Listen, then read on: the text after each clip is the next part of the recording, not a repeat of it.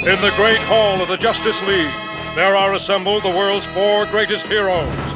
Their mission, to fight injustice, to right that which is wrong, and to serve all mankind. All right, everybody, please listen to this segment because actor and activist Terry Crews facing backlash for tweeting, "We must ensure Black Lives Matter doesn't morph into Black Lives Better." Here's how he explained it. Are all white people bad? No. Are all black people good? No. Knowing this reality, I stand on my decision to unite with good people, no matter the race, creed, or ideology. Given the number of threats against this decision, I also decide to die on this hill. Terry Crews joins me now.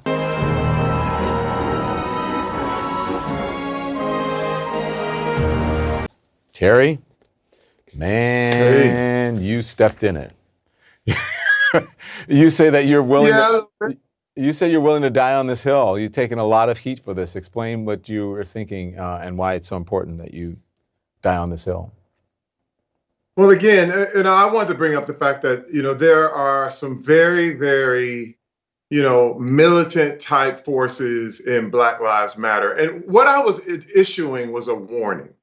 It's one of those things where I've been a part of different groups, I've been a part of different things, and you see how extremes can really can go far and can go wild. And then when you issue a warning, and when a warning is seen as detrimental to the movement, how can you ever have checks and balances?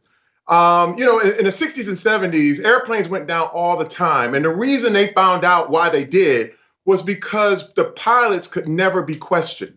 And when you have the leaders of the Black Lives Movement who are now talking about, if we don't get our demands, we're going to burn it down. Other Black people who are talking about working with other whites and other races, they're being viewed as sellouts or called Uncle Toms. You start to understand that you are now, being controlled. You're not being treated as loved. You're actually being controlled. Someone wants to control the narrative. And I viewed it as a very, very dangerous self-righteousness that was developing that really viewed themselves as better. It was almost a supremacist move. Let me jump in, where Terry. they viewed that their Black lives mattered a lot more than mine. Okay, so let me jump in here. There's a lot that you said. You think Black Lives Matter is, you said you think it's an extreme movement? Because it's now part of the... No, this is the thing. It's a great mantra. It's a true mantra. Black lives do matter. But when you're talking about an organization, you're talking about the leaders, you're talking about the people who are responsible for putting these things together. I got you. So let me, but different things. Terry, you realize that even during the civil rights movement that Dr. King was seen as extreme. That movement was seen as extreme.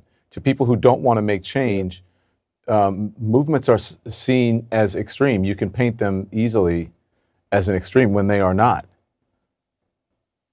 This is very true. But also, when you're talking about MLK, you're talking about Nelson Mandela, and even Malcolm X, they all realized that you had to have a non-racial component to these kind of movements, or there will be resentment. There will be get back. There will be, one of these people will tend to, listen, I don't want to move from one oppressor to the next. And one thing is really who's the next oppressor? Who's the next oppressor? Oh, when I describe this, when you look in the city of Chicago, there are 9 children who died by gun violence, by black on black gun violence, from June 20th all the way to today. And you're talking about, even with the Atlanta child murders, there were 28 kids who died in 2 years. You're talking about a month, and you have 9 black kids, and the Black Lives Matter movement has said nothing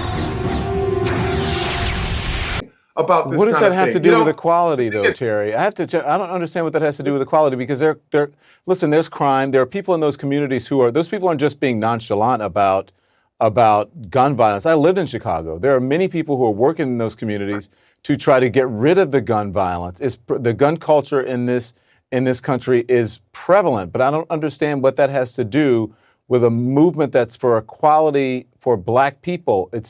it's not mutually exclusive that if you care about equality for black people, that somehow you're going to stop random violence or, unfortunately, kids from being shot. It just seems like apples and oranges. You know, it's not that way. You know, this is the thing, Don. You know, black people need to hold other black people accountable. I said this the same thing. This is the Black America's version of the Me Too movement. If anything is going to change, we ourselves need to look at our own communities and look at each other and say, this thing cannot go down. And this is the thing, too. There are a lot of great, great people there who are held hostage, by people who literally are running these neighborhoods with violence and then claiming that Black Lives Matter. When you look at the parents of these little kids who are saying, hey, man, why aren't they speaking up for me, too? And then this is what I'm saying.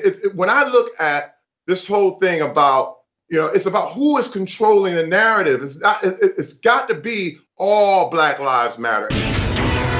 And what's happened is that because I even challenged it, because I even questioned and warned people, Terry, I became sick. Like if I told you to wear a mask, but Terry, they want to kick you out. You're a high-profile person. You're writing things out there. You know you're going to get backlash. You know people are going to respond to what you're saying on Twitter. So I don't think you should be surprised by that. I have a skin as tough as an armadillo because of what I do, and I think maybe you should adapt that. But here's what I have to say. The Black Lives Matter movement was started because it was talking about police brutality. If you want an all Black Lives Matter movement that talks about gun violence in communities, including, black communities, then start that movement with that name. But that's not what Black Lives Matter is about. It's not an all-encompassing. So if you're talking about, if someone started a movement that said, cancer matters, and then someone comes in and says, why aren't you talking about HIV? It's not the same thing. We're talking about cancer. So the Black Lives Matter movement is about police brutality and injustice in that manner, not about what's happening in black neighborhoods. There are people who are working on that issue, and if you want to start that issue, why don't you start it? Do you understand what I'm saying? But when you look at the organization, police brutality is not the only thing they're talking about. I know that, but I agree, but that's not what the Black Lives Matter movement is about, Terry. Black Lives Matter is about police brutality and about criminal justice. It's not about what happens in communities when it comes to crime, black on black crime. People who live near each other, black people, kill each other. Same as whites. 80-some% of white people are killed by white people. True. Because of proximity. Very true. It's the same thing with black people. That happens in every single neighborhood. But that doesn't, again, I'm not saying that's not important that those kids died, but it's a different movement. Listen, I understand what you're saying. I totally understand. It is about police brutality. That should never be accepted. Yeah. I am not saying that that's not it, but there's more there. Okay. And when I look at, if they have more on their agenda, we need to ask them about what else is on that agenda other than police brutality. And that's all I'm doing. Questioning, warning, watching. And if that bothers you, now that bothers me. Over. Dedicated to truth, justice, and peace for all mankind.